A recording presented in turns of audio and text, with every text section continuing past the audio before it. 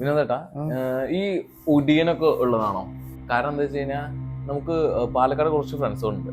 അപ്പൊ അവര് ഈ സ്കൂളിലൊക്കെ പഠിക്കുന്ന ടൈമില് ഈ കഥകളൊക്കെ ഇഷ്ടം പോലെ പറയാറുണ്ട്.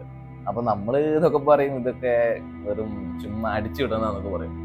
ഇതിലൊക്കെ ഉള്ള സത്യമുള്ളതാണോ, അതോ ചുമ്മാ ഇതുപോലെ തന്നെ കെട്ടുകൾ തന്നെയാണോ? ആക്ച്വലി ഒടിയൻ എന്നുള്ള കഥ അല്ലെങ്കിൽ ഒടിയനുമായി ബന്ധപ്പെട്ട മിത്തുകൾ ഒരുപാടുണ്ട്. ഒടിയന് പുറകിൽ സയൻസും ഉണ്ട്. അതെന്റെ ഹൈലൈറ്റ് എന്ന് പറയുന്നത്. ഞാൻ ഒടിയന്റെ കഥ നീ കേട്ടതാണോ എനിക്കറിയില്ല. ഞാൻ അറിഞ്ഞൊരു കഥ ആദ്യം പറയാം, എന്നിട്ട് ഞാൻ അതിന്റെ എന്താണ് ബാക്ക്ഗ്രൗണ്ട് എന്ന് പറഞ്ഞുതരാം. ഓക്കെ.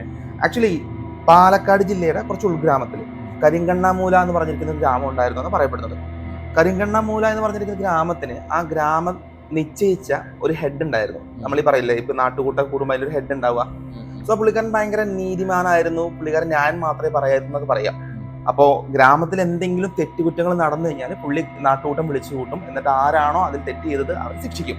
സ്ത്രീകളുമായി ബന്ധപ്പെട്ട ഒരു കേസിൽ ഈ പറഞ്ഞിരിക്കുന്ന ഗ്രാമത്തില് ചോക്കൻ ശിവൻ എന്ന് പറഞ്ഞിരിക്കുന്ന, അതിൽ പേരങ്ങനെ പറയുന്നത് ചോക്കൻ ശിവൻ എന്ന് പറഞ്ഞിരിക്കുന്ന ഒരു പുള്ളി പ്രതിയായി വന്നു.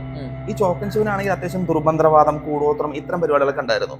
ഈ ചോക്കൻ ശിവനെ നാട് കടത്തുകയും ഇനി നാട്ടിലേക്ക് കയറരുത് എന്ന് പറഞ്ഞ് ഭ്രഷ്ട് കൽപ്പിക്കുകയൊക്കെ ചെയ്തൊരു സംഭവം ഉണ്ടായിരുന്നു. അതായത് പുള്ളിക്കാരന് ഭയങ്കര ദേഷ്യം ഈ പറഞ്ഞിരിക്കുന്ന നാട്ടുപ്രമാണിയോട്. അങ്ങനെ നാട്ടുപ്രമാണിക്ക് ഏതെങ്കിലും തരത്തിലുള്ള ഒരു പണി കൊടുക്കാൻ വേണ്ടിയിട്ട് ഈ പറഞ്ഞിരിക്കുന്ന ചോക്കൻ ശിവൻ തീരുമാനിച്ചു. ഈ ശിവൻ എന്നുള്ള പുള്ളി തീരുമാനിച്ചു. സോ അങ്ങനെ അദ്ദേഹം കണ്ടെത്തിയ ഒരു പരിപാടിയാണ് ഈ പാലക്കാട് ജില്ല എന്ന് പറയപ്പെടുന്നത്. ഏകദേശം വെസ്റ്റേൺ ഘട്ടുമായിട്ടൊക്കെ ഇങ്ങനെ ഷെയർ ചെയ്യപ്പെടുന്ന ഒരു ജില്ലയാണ്. വെസ്റ്റേൺ ഘട്ടിന്റെ അകത്തോട്ട് പോയി കഴിഞ്ഞാൽ അവിടെ ഒടി ഒളിവുകൾ എന്ന് പറയുന്നത് ഒടിമരുന്ന് അല്ലെങ്കിൽ ഒടിയൻ സിസ്റ്റം ഒക്കെ ചെയ്യുന്ന ഒരാളെ കണ്ടെത്തി. ഒരു ട്രൈബലിലുള്ള ഒരാളാണ്. ഈ പുള്ളി ഒടി വെച്ചിട്ട് ഈ പ്രമാണിക്കിട്ട് ഒരു പണി കൊടുക്കുക, അല്ലെങ്കിൽ പ്രമാണിയെ നശിപ്പിക്കും, ആ രീതിയിൽ ഇയാൾ എക്സ്പെക്ട് ചെയ്തു. അങ്ങനെ പുള്ളി ഈ പറഞ്ഞിരിക്കുന്ന കാടിനകത്ത് പോയിട്ട് ഈ പറഞ്ഞിരിക്കുന്ന ഒടിയനെ കണ്ടെത്തി ഒടിയന് ദക്ഷിണ വെച്ച് തന്റെ കാര്യം പറഞ്ഞു. അങ്ങനെ ഈ പറഞ്ഞ പ്രമാണിയുടെ കാര്യം ഒടിയൻ ഏറ്റെടുത്തു. അങ്ങനെ ഒരു ദിവസം നാട്ടുകൂട്ടം കഴിഞ്ഞ് ഇദ്ദേഹം വീട്ടിലേക്ക് വരുമായിരുന്നു. നല്ല അർദ്ധരാത്രിയാണ്. പ്രത്യേകിച്ച് പാലക്കാടിന്റെ ഒരു സിസ്റ്റം നോക്കുമ്പോൾ ഭയങ്കരമായിട്ട് ഇരുട്ട് കൂടിയുള്ള ഒരു സമയമാണ്. അതായത് എനിക്ക് തോന്നുന്നു ആ ദിവസം അമാവാസി സംതിങ് എന്തോ ആണ് തോന്നുന്നുണ്ട്. അങ്ങനെ ഇദ്ദേഹം വീട്ടിൽ തൊട്ടടുത്ത് എത്തിയ സമയത്ത് വീടിനടുത്തൊരു കാവുണ്ട്. ഈ കാവിന്റെ ഒരു മരത്തിന് താഴത്തോടാണ് ഇയാള് ഇദ്ദേഹത്തിന്റെ വീട്ടിലേക്ക് പോകാൻ വേണ്ടി. അവിടെ ഒരു മരത്തിന് മുകളിൽ നിന്ന് ഒരു കരിമ്പുലി ഇദ്ദേഹത്തിന് ചാടി വീണു. കരിമ്പുലി ചാടി വീണ് ഇദ്ദേഹത്തിന്റെ കഴുത്തിന് കടിക്കാൻ നോക്കി.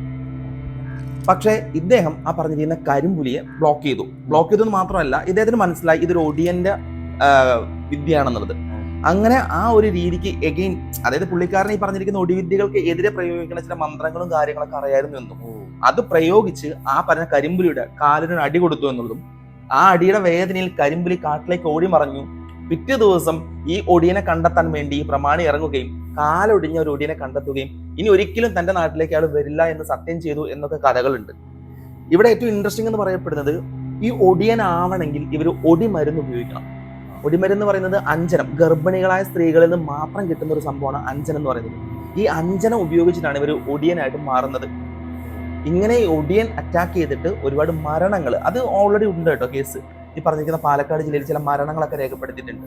ഇത്തരം കാര്യങ്ങളൊക്കെ ഒടിയനുമായി ബന്ധപ്പെട്ട് ഒരുപാട് കേട്ടിട്ടുണ്ട്. എങ്ങനെയാണ് അപ്പോൾ ഒടിയനായിട്ട് ബന്ധപ്പെട്ടിട്ട് മരണമൊക്കെ സംഭവിക്കുന്നത്? അതുപോലെ തന്നെ വിനോദേട്ടൻ പറഞ്ഞ പോലെ ഈ പുലിയായി മാറുക, ഇത് ശരിക്കും പുലിയായിട്ട് മാറുകയാണോ?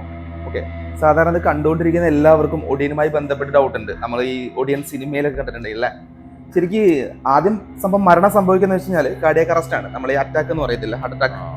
ആന്റിസിപ്പേറ്ററി ആങ്സൈറ്റി എന്ന് പറഞ്ഞൊരു അവസ്ഥയുണ്ട്. നമ്മൾ പെട്ടെന്ന് ഉണ്ടാവുന്ന പേടിയിൽ നമ്മൾ അഡ്രിനാലിൻ റഷ് ആവുകയും നമ്മൾ ഈ പറഞ്ഞ് പേടിച്ച് മരിക്കാന്നൊക്കെ പറയില്ലേ, ഇതാണ് പ്രധാനമായിട്ടും മരണകാരണമായി പറയപ്പെടുന്നുണ്ട്. അല്ലാതെ അവരുടെ അറ്റാക്ക് വളരെ കുറവാണ് കേൾക്കുന്നത്. അതൊന്ന്. പിന്നെ രണ്ടാമത് നീ ചോദിച്ച ചോദ്യമായിരുന്നു, രാത്രി എങ്ങനെയാണ് ഇത് കാണുന്നത്, എങ്ങനെ കരിമ്പുലിയായിട്ട് കാണുന്നു, കാട്ടുപോത്തായിട്ട് കാണുന്നു. ആക്ച്വലി ഒപ്റ്റിക്കൽ ഇല്യൂഷൻ എന്നൊരു പ്രോസസ്സ് ഉണ്ട്. നീ ഫിസിക്സിലൊക്കെ പഠിച്ചിട്ടുണ്ടാവും. ഒപ്റ്റിക്കൽ ഇല്യൂഷനുമായി ബന്ധപ്പെട്ട് നമുക്ക് ചില കാര്യങ്ങളെ രാത്രി കാണുന്ന സമയത്ത് ഇത് അതാണോ, കാരണം കരിമ്പടം പുതച്ചിട്ട് അവർ വരിക, ആ കരിമ്പടം നല്ല പുതച്ചിട്ടാണ് വരിക. ആ സമയത്ത് ഇവർക്ക് ഈ പറഞ്ഞിരിക്കുന്ന ഒപ്റ്റിക്കൽ ഇല്യൂഷൻ വളരെ പെട്ടെന്ന് സാധ്യമാവും. പരീഡീലിയ എന്ന് പറഞ്ഞ പ്രോസസ് ഉണ്ട്. പരീഡീലിയ എന്ന് പറയപ്പെടുന്നത് നമ്മുടെ കണ്ണിനകത്ത് ഉണ്ടാവുന്ന അത് കൈൻഡ് ഓഫ് ഒപ്റ്റിക്കൽ ഇല്യൂഷൻ. അതായത് ഇപ്പൊ ഈ മേഘങ്ങളൊക്കെ ഒരുമിച്ച് കാണുന്ന സമയത്ത് നമുക്ക് തോന്നില്ലേ മേഘങ്ങൾ വരെ അപ്പൂപ്പൻ താടി പോലെയും അതുപോലെ ചില ആൾക്കാരായിട്ടൊക്കെ ഫീൽ ചെയ്യുന്നത്. അപ്പോൾ എന്താ വെച്ചാൽ എല്ലാ മനുഷ്യന്മാരും കാര്യങ്ങളെ വ്യക്തമാക്കുന്നത് പാറ്റേൺ സീക്കിംഗ് എന്ന് പറഞ്ഞിരിക്കുന്ന പ്രോസസ്സിലൂടെയാണ്. അപ്പൊ ചില കാര്യങ്ങൾ കാണുമ്പോൾ നമുക്ക് ഇതാണോ അത് എന്ന് ഫീൽ ചെയ്യും. അങ്ങനെയാണ് നമ്മുടെ ഉള്ളിലത്തെ ആ ഒരു മനസ്സ് ഇത് കരിമ്പുലിയാണ്, കാട്ടുപോത്താണെന്നുള്ള രൂപം വരുമ്പോൾ നമ്മളത് ഊഹിച്ചെടുക്കുക ചെയ്യുന്നത്. ഇത് രണ്ടുമാണ് ആ ഫീലിന് കാരണം. അപ്പൊ ഇതിന്റെ ഇടയിൽ ഈ ഒടിമരുന്ന അതെന്തോ അങ്ങനെ എന്തോ പേര് പറഞ്ഞല്ലോ, അതെന്താ സംഭവം? കുടിമരുന്ന് എന്ന് പറയപ്പെടുന്ന ഗർഭിണികളായ സ്ത്രീകളിൽ നിന്ന് ലഭിക്കുന്ന, അതായത് ഗർഭിണികളായ സ്ത്രീകൾ മാത്രം പ്രൊഡ്യൂസ് ചെയ്യപ്പെടുന്ന ശരീരത്തിൽ ഒരു പ്രത്യേകമായി കിട്ടുന്ന ഒരു കെമിക്കൽ എന്നൊക്കെയാണ് അഞ്ജനം എന്നാണ് ഇതിന് വിളിക്കുന്നത്. ആക്ച്വലി അതൊരു മിത്താണെന്നാണ് ഞാൻ അറിഞ്ഞത്. ആക്ച്വലി ഇവർ യൂസ് ചെയ്യുന്നത്, അതായത് ഇങ്ങനെ ഒരാളെ പേടിപ്പിക്കാൻ ഇറങ്ങുന്ന സമയത്ത് രണ്ട് കാര്യങ്ങൾ ശ്രദ്ധിക്കണം. ഒന്ന്, അവർ നല്ല ഉന്മാദ അവസ്ഥയിലായിരിക്കണം. അതായത് അവർ മാക്സിമം ഡ്രഗ്സ് യൂസ് ചെയ്യും. അതായത് ഉമ്മത്തിൻ കായ പോലത്തെ ചെടികളിൽ നിന്നൊക്കെ കിട്ടുന്ന ചില ലഹരി പദാർത്ഥങ്ങൾ ഉപയോഗിച്ചിട്ടാണ് ഇവർ ഈ പറഞ്ഞ പണിക്ക് ഇറങ്ങുന്നത്. രണ്ടാമത്, ഇവരുടെ കൺപീലികൾ മാക്സിമം വികസിച്ചിരിക്കണം. കാരണം നൈറ്റ് വേർഷൻ സാധ്യമാവണം, അത് എന്നാലേ നമുക്ക് ഈ പറഞ്ഞിരിക്കുന്ന കാര്യങ്ങളൊക്കെ കാണാൻ പറ്റത്തുള്ളൂ.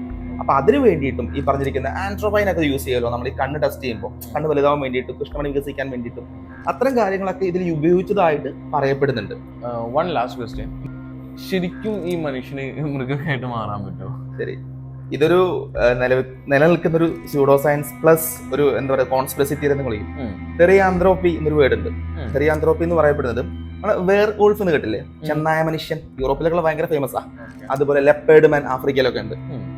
ഇന്നും മനുഷ്യന്റെ സയൻസിന് അപ്പുറം നിൽക്കുന്നുണ്ട്. ചില ജീവികൾക്ക് പരിണാമം സംഭവിച്ച് അല്ലെങ്കിൽ പെട്ടെന്നുള്ള പരിണാമം സംഭവിച്ച് മൃഗങ്ങളായിട്ട് മാറാൻ പറ്റുമോ ഇല്ലയോ എന്നുള്ളത് പല സയന്റിസ്റ്റുകളും ഇന്നും അന്വേഷിച്ചുകൊണ്ടിരിക്കുന്ന ഒരു ചോദ്യമാണ്. നിലവിൽ അതൊരു കോൺസ്പിറസി തിയറി എന്ന് വിളിക്കാൻ പറ്റും. എന്തായാലും ഇത്തരം കാര്യങ്ങളൊക്കെയാണ് ഒടിയനുമായി ബന്ധപ്പെട്ട് നമ്മുടെ നാട്ടിൽ പ്രചാരത്തിലുള്ള കാര്യങ്ങളും ഇതുമായി ബന്ധപ്പെട്ട സയൻസ്.